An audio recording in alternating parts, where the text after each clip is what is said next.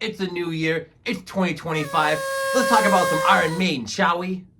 Good morning, all my music lovers out there. I am the Monkey Something Sensei, and today I'm bringing you guys another video after the recent announcement that Nico McBrain is retiring from Iron Maiden, at least retiring from the road aspect of things.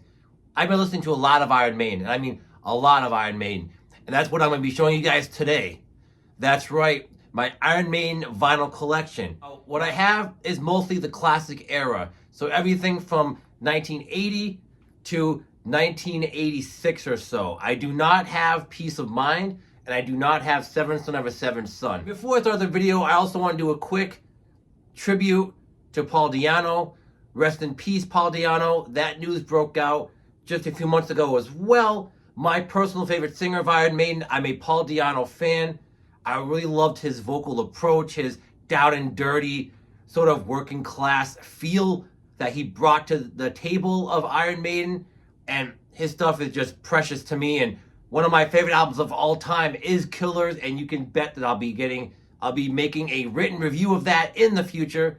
But without further ado, let's up the irons and talk about some classic Iron Maiden. First up on the docket is the classic debut album released all the way back in 1980. And that is the self-titled album. The classic cover, you got the punk Eddie there with the spiky hair. Flipping it over, you have a classic live shot. Now, these reissues are the Parlophone UK reissues. These were done back in 2014. So this does not feature Sanctuary. It's just the original 8 tracks, Prowler, Remember Tomorrow, Running Free, Phantom of the Opera, flip it over, Transylvania, Strange World, Charlotte the Harlot, and Iron Maiden. So this has Paul Di'Anno on lead vocals. Again, rest in peace. You have Steve Harris on bass and backing vocals. That's interesting. Guitar and vocals, Dennis Stratton. This is the only album to feature Dennis Stratton on it. Dave Murray's also on guitars. And then Clive Burr, another legend. Rest in peace to Clive Burr. His drumming, I'll get more into that on Killers, but his drumming is just impeccable throughout these first 3 Iron Maiden records. And a shame that he had to leave for his replacement, which we'll get to later as well. But what can I say about this album that has not already been said? Not only is it a great listen on vinyl, but it's also a fantastic album to just put on if you want something quick, short, and to the point. It's very much in the way of kind of punk meeting metal, with a little touch of prog in there too. I go a little bit more in depth in my written review that I did for this channel. I did a whole kind of think piece essay, which I'm going to link down below, by the way. But on this album, the guys are loud, they're punk, it's brash. Martin Birch isn't even on this album yet. Instead, I believe it's produced by Will Malone, who I don't even think people know really who that is. So the sound on this album is a little bit more rough and slipshod, and for that reason, Steve Harris doesn't really care for this album much, at least in the way of the sound. But you cannot deny tracks like Prowler, and that opening riff, and the ending track, the last song on here, Iron Maiden. It's so fast and punky, but also metal. It has these really dark lyrics, something that Paul Di'Anno was just really good at, but not dark in like historic dark, but more of like just vivid. You get such vivid imagery from Paul on these albums. But I love tracks like Remember Tomorrow that have this sort of dark, gloomy, sort of proggy feel to them. Steve Harris was also influenced by prog rock like Jethro Tull and Rush, obviously a big influence on them. And then you also have tracks that exemplify that, like Phantom of the Opera and Transylvania being one of the band's only instrumental pieces. One of my favorite moments on here, Charlotte the Harlot. The story that's told in this song, it's actually a saga that will continue on in the next couple of records. But it starts here, and it's a fantastic song. Again, sort of in the punky kind of vein. Running Free is also one of those tracks that's just a fist pumper. There's not much going on guitar-wise in the beginning. It's mostly Clive and Paul doing the heavy lifting, but when the guitars do come in towards the end, it's just incredible. It's just a fun one you can just bang your head to, and it's short. The thing I love about this early version of Maiden, the songs are short. They get in, they get out. There's a couple of proggy tracks, like I was saying, 4-7 minutes at most, but that's more the exception than the rule here. And again, these came out 2014, the Parlophone label, UK version. Now, why I buy these over the BMG American versions. because these were done on master tape. These were done analog. The BMG versions, in my experience, don't sound as good, and they're done digitally. So I'd rather spring the money to find the Parlophone versions in the UK, and also because I'm sort of kind of a completionist when it comes to that. I don't want to get a UK debut and then get a United States version of Peace of Mind or Seventh Son. I want to wait till I can find a somewhat affordable version of Peace of Mind and Seventh Son of a Seventh Son. But here's the classic Sinner label. And all these were pressed on 180 gram vinyl. These sound incredible. These are definitely worth the money if you can still find them. I mean, now they're over a decade old, but if you can still find them, your local record store, maybe even Amazon, possibly. eBay is a good place to find them. Not warped in any way. Just a great listen. Classic Iron Maiden. If you want to get into punk or metal and you want something that kind of bridges the gap between those two genres, I would definitely recommend Iron Maiden's self-titled debut. This is the big one. This is one I've been waiting to talk about for a long time. I'm not going to go too in depth because the video would be way too long. I'm still in the process of making a written review for this record. But suffice to say, it's one of my favorite albums of all time. It's a masterpiece. 10 out of 10. Perfect. Chef's kiss. All that good stuff. And that is the second album with Paul Di'Anno, Killers, from 1981. I mean, right away, look at that cover. It's definitely an improvement over this one. I love both covers, but it's just night and day different.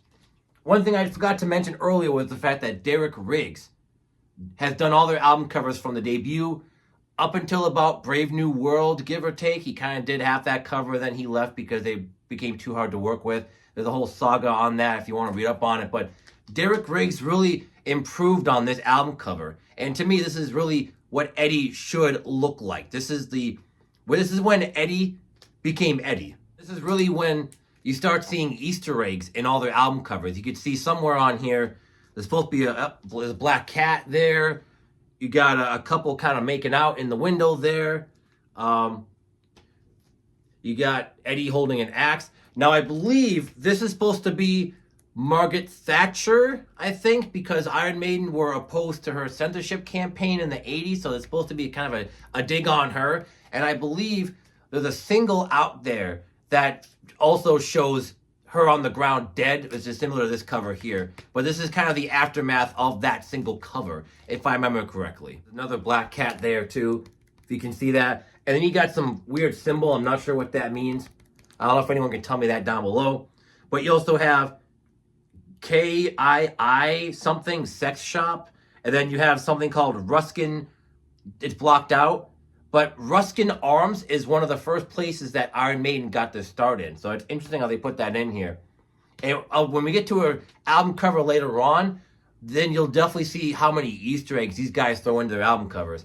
But heading to the back cover, this is a fantastic live shot. This has Ides of March, Wrathchild, Murders in the Rue Morgue, Another Life, Genghis Khan, Innocent Exile. I mean, we'll get into that song in a bit. The title track, Killers, Prodigal Son, Purgatory, and then the last song, Drifter, just incredible. So this album has Clyburn on drums, Dave Murray on guitar, Paul Di'Anno, second and last album with Iron Maiden, on vocals, Steve Harris on bass, great photo of Dave, by the way, and then this is the first album to feature Adrian Smith on guitar. So this is really when the lineup starts to gel between Adrian and Dave. They're on the same wavelength. They're just ripping and roaring through all these tracks. And opening with the Ides of March, I could imagine being someone in 1981, picking this up based off the cover alone and putting this album on and hearing that intro with Clive's incredible drumming all over the place and the dark guitar work and Steve's bass.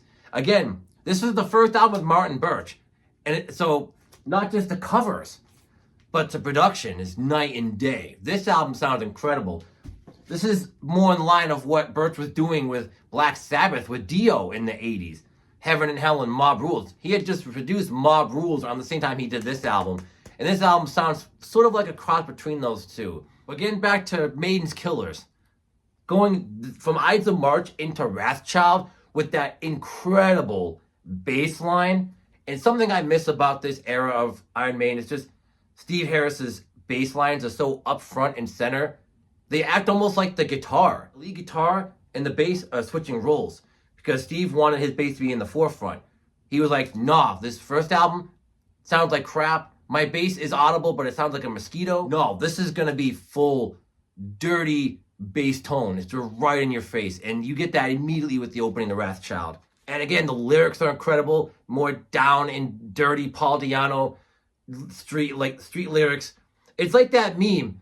He is the street. If you ever seen that album cover from Locks, where it's just their faces carved into the street, that's pretty much Paul Di'Anno's lyrics almost in a nutshell. Not to quantify it to that simple form, but it's kind of like that meme of like, yeah, Paul Di'Anno was the street, and I mean, there's not much else to it. He was a guy who, he wrote and he sang about the British experience back then. Because like I said in my review of the first album, Britain was still recovering from World War II. It was still alive. It was in shambles. And even the Clash were writing about that on their ill-fated record, Cut the Crap, where you have a song called This Is England, and that's more in line of the lyrics that they're writing about, that Paul Di'Anno's singing about on here. And it's crazy. This is kind of a time capsule into that time period. Going into Murder in the Rue Morgue, more of a faster track. It really gets the heart pumping. It's all about a guy who is in France. That's why it's the Rue Morgue, in France. And he sees two dead bodies of two girls literally side by side. And he doesn't know what to do. There's a crowd of people around him. They're all speaking French.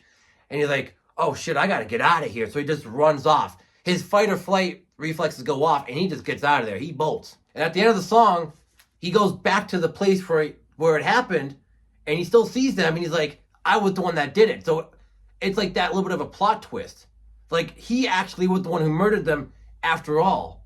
It tracks like Another Life going into Genghis Khan, a fantastic instrumental. What Clive is doing there is just incredible. And I really love his cymbal hits, the way he'll play a kind of complex sort of fill and then he'll just randomly hit the cymbal.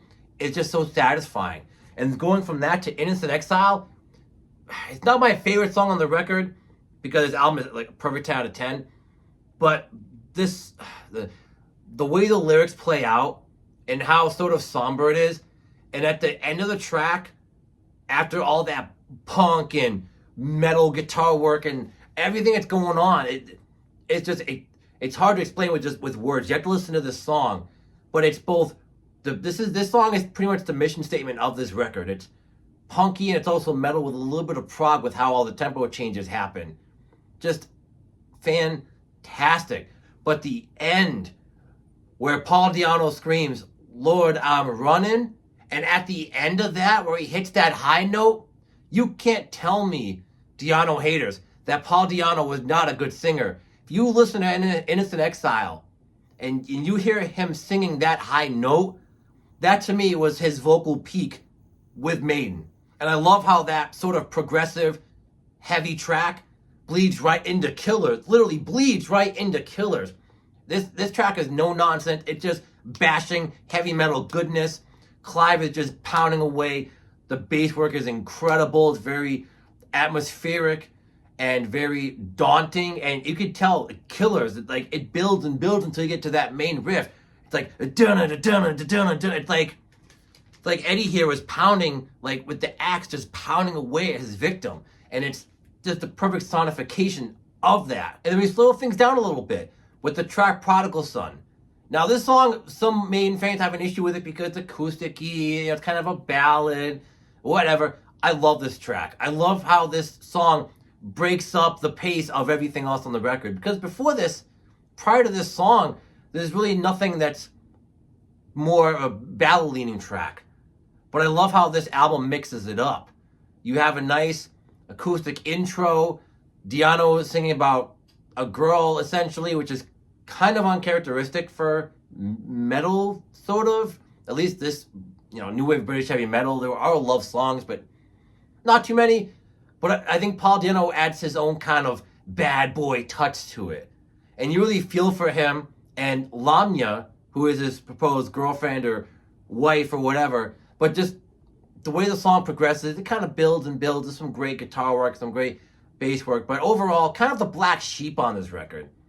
And then we close out with Drifter. Again, the opening It's kind of spooky, and then you get that doo-doo-doo, the Steve Harris bass run, and then it's speedy.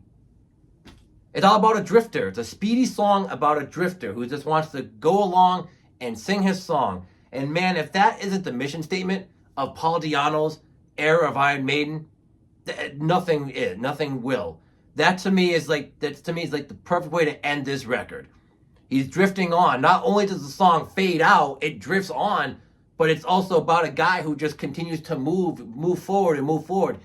He doesn't stay in one spot. He is always going. Essentially, this is their version of The Wanderer, that 50s or 60s song from way back. That's Drifter, essentially their version of that track, and it's just a great way to close out this classic album. Now moving on to 1982, Di'Anno has left the band. He is no longer a part of Iron Maiden.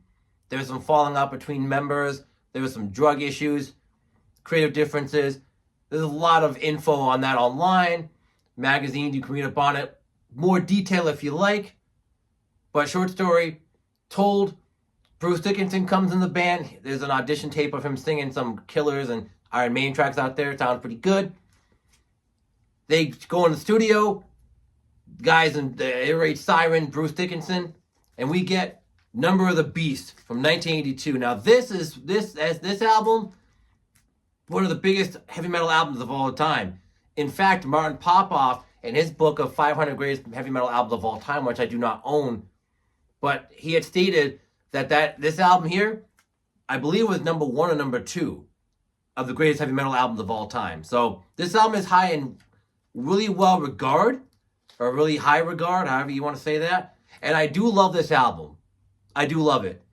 Do I think it's overrated? Slightly. And I mean just slightly, just a pinch of salt overrated. I still love this record, and I love the track listing, but I love this album for a lot of reasons the fans don't like this album, and I'll get into that in a minute.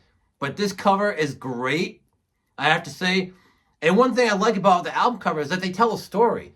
So in the beginning, if I can show my other records here, got him punk on the street, Eddie, just doing his own thing, all right? And then you got Eddie, he kind of goes nuts, he kills somebody. And then I assume he gets punished by some divine force or what have you. So then he kind of becomes, I guess, punished to control the devil, while the devil's also controlling him. So he's kind of in this constant cycle of control and not being in control. And as we go further on, I'll show you how the story sort of continues and kind of ends and what have you. But this is the middle of the story. And this cover is great. And one thing I love is that early copies of this album are actually blue. There was actually an issue with the printing, and they printed it as blue. So it's a little bit less menacing. And newer versions such as this cover it, sort of have a gray variant like it was supposed to be in the first place. And there's probably no significance here, but I love how the devil has a French mustache. It's like, yeah, I'm controlling Eddie. I just love that. That's one of the first things I noticed is like, why is the devil French? Is that like poking fun at somebody, or is that some kind of hidden Iron Maiden Easter egg that I don't know about? I would say it's something that Nico would do, but he wasn't in the band yet on this. So that's just something I wanted to point out. It's kind of funny, but the cover is just great. I love the fire on the bottom, showing the hellish vibes. And this album, I'm sure, along with the other two, were standouts in the record store racks in 1982. Anyway, you had a lot of new wave bands coming out that time, so you had albums that didn't look like this. That's for sure. They didn't have that kind of dark, menacing approach that this album did. And the track listing is incredible. Invaders, Children of the Damned, The Prisoner, 22 Acacia Avenue, flipping it over, the title track, Number of the Beast, Run to the Hills, Gangland, and Hallowed Be Thy Name. Starting off with the two tracks that Iron Maiden fans will always cry about on this record. They're actually my two favorites. This is where I'm an Iron Maiden contrarian. Invaders and Gangland are my two favorite songs on here. And you want to know why that is? Because those two songs sound the most like the Di'Anno era records. A lot of bands, when they get a new singer or a new guitarist, whatever, there's always that sort of transition period of like, okay, we still got to write a couple songs like the earlier albums so we don't either alienate our fans or because they haven't hunkered down on a sound quite yet. And this album is very much a transitionary album for Iron Maiden. However, I love those two songs because they're speedy, they're heavy, and they're to the point. They get in and they get out. And while I love a lot of the longer tracks on here, like Hallowed Be Thy Name and Children of the Damned, it's the shorter songs in here that really grab me. Because it's a great way to ease yourself into this era of Maiden, going from Killers to this album. So I'm glad that they had Invaders as an opening, even if it is a little hokey. You know, it's not the best Iron Maiden song. It's one of my favorites, but it's not one of their tippy top entries or anything like that. But it's just a great way to open the record. I just love the and then you got Steve and then Clive is just going off. And the solo section, there's so many twists and turns, and you have the main riff that, but then you also have it go into like this weird like solo bit that just totally changes the song for a minute, and then it goes back into the refrain of again, progressive but keeping it short. And that to me is the best part about Maiden. They didn't have to write these 15, 18-minute long tracks like we have in modern Maiden.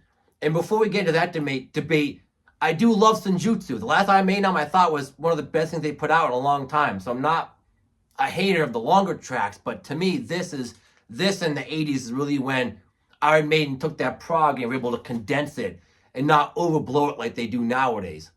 But that's a discussion for another day. Right now, back to Number of the Beast. And getting back into the track listing, Children of the Damned kind of smooths the mood over for a little while. Tell the story of a guy walking like a dead man. And I really love the imagery of this song. I get this picture of the guys walking in this misty forest. I think it's about war, possibly. A lot of the song is about war. But I think there's a track about war. I could picture that and being in a battlefield, a lot of smoke and death around, and he just wants to go home. And there's a song, it builds and builds, and something else that Iron Maiden are great at doing, building and building. The song will start out sort of on a ballad-ish note, but then they get heavy right the hell away. And that's one of my favorite things, one of my many favorite things about this band, and why I think they're so great. Again, taking influence from these guys back here, starting to see a thread here. Maybe why I love these guys so much is because they have so much influence from these guys and other prog bands, but they make it heavy.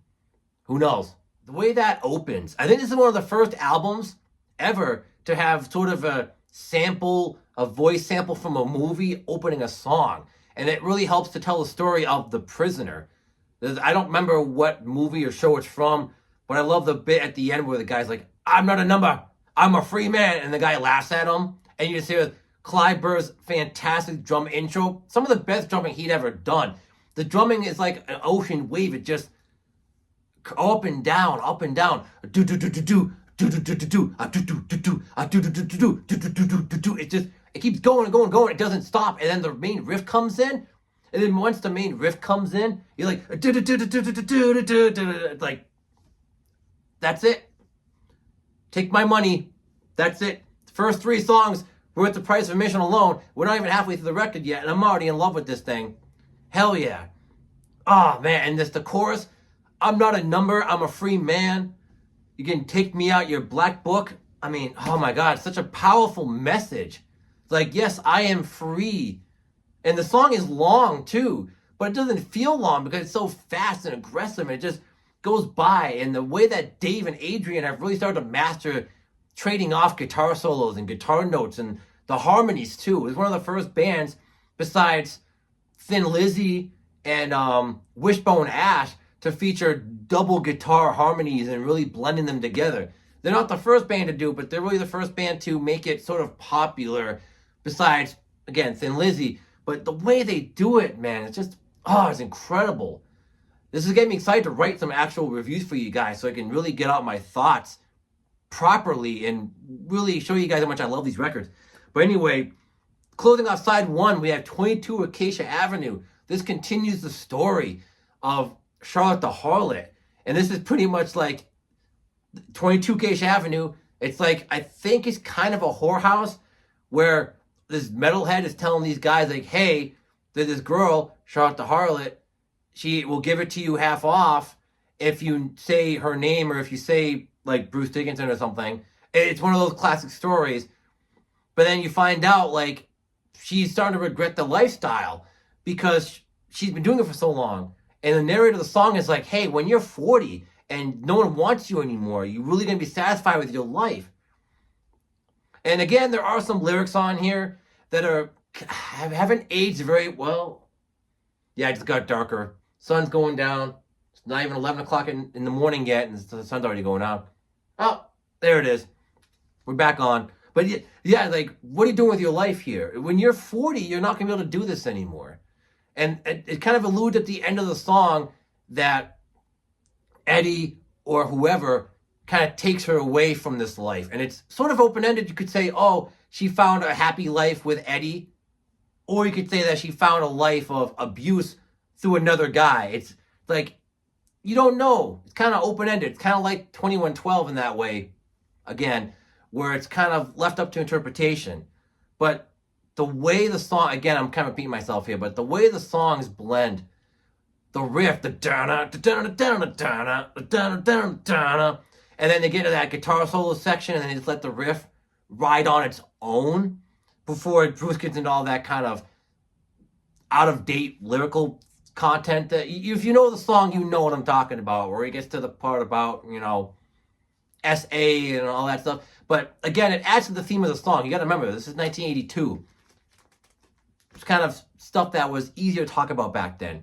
Speaking of stuff that was easy to talk about back then, we have songs like Run to the Hills and Number of the Beast, two of the band's biggest singles. And I want to talk about Run to the Hills first, because again, that drum intro, that do. Clive Burr trademarked, to me, he trademarked that kind of drumming style. And every song has a different drum beat. That's the thing I loved about Clive. Everything was different from him. I bet you if you were an aspiring drummer in the 80s, you loved Clive because he was just all over the place. And that really showcases his talent on Number of the Beast as well. And Number of the Beast has this really awesome intro with Woe to You. And it's like you flip the record over and you're like, what the hell is that?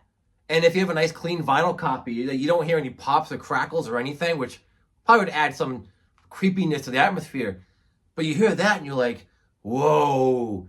And you hear the it just, what the hell is this, man? Like, I wish I was alive in 1982. I wasn't even a thought back then. Shows you how young I am, even though I feel old sometimes. But man, what a song. The solo section, getting back into that after the whole Number of the Beast bit, which got them into a lot of trouble, you know, shock value, satanic panic of the 80s. A lot of history to go into there. Not going to delve too deep into that.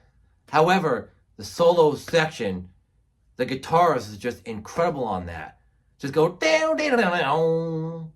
Just lifts you up like a rocket. And I love that, man. As overplayed as this song and the next one might be, there's a reason why they're overplayed, because they're so damn good. And Run to the Hills is another story track, which somebody didn't mention on Number of the Beast. It's essentially about a guy who dreams about seeing the devil and going to hell, essentially. And Run to the Hills is also similarly a story about the Pilgrims taking on the Indians. And it's another track that hasn't aged too well in its lyrical themes and lyrical content.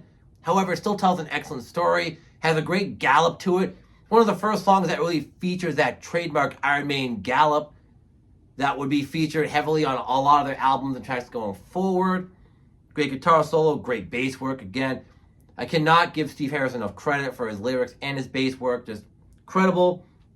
And then we get to the second song that I mentioned earlier, Gangland. This is sort of a and B, two sides of the coin with Invaders. They kind of match up really well together. They're both fast, aggressive, especially that down, down, down, down. Speedy as all hell, aggressive. I love it. The lyrics are fantastic. I'm not sure what Gangland is, but still it makes for a good chorus.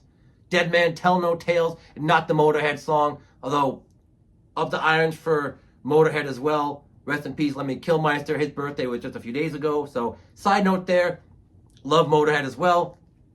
But Gangland, Dead Man Tell No Tales. Great lyric writing on that one. And again, the bass work, incredible. Gets in, gets out. And then what we close with, Hallowed Be Thy Name. Sort of like the B-side of Children of the Damned. Starts off slow, but then builds and builds. I love the running low. And then he just gets into that scream. Something I love about this version of Maiden, this album, Bruce is screaming on here, man. Like, he's living up to that name, Air Raid Siren. He is just all over the place. Children of the Damned has that scream at the end. And then Number of the Beast has that scream towards the end, before the chorus comes in, before it gets really speedy. And then he screams again on here. It's like he is just going off. And that's something that I kind of miss about the later albums, even in the 80s. He's not really doing that screaming kind of thing. This album really screams like dark and just in-your-face metal to me. And maybe that's why I love it a little bit more than some of the other albums that were coming out around the same time, like Screaming for Vengeance, even though I love that album, but they don't have that same kind of progressive nature as this one does. But Hallowed Be Thy Name, oh my God, the soloing and the riff. It's sort of like, it kind of reminds me a lot of Remember Tomorrow, or what's that song off of here? It reminds me a lot of Phantom of the Opera, actually. It's kind of like Phantom of the Opera, but Bruce's version, now that I think about it, has a similar riff, similar theming, but it's just a little bit better produced, obviously. And it's kind of Bruce's version. But great way to close this album out. And while I still think this album is a little overrated, it's still a classic for a reason.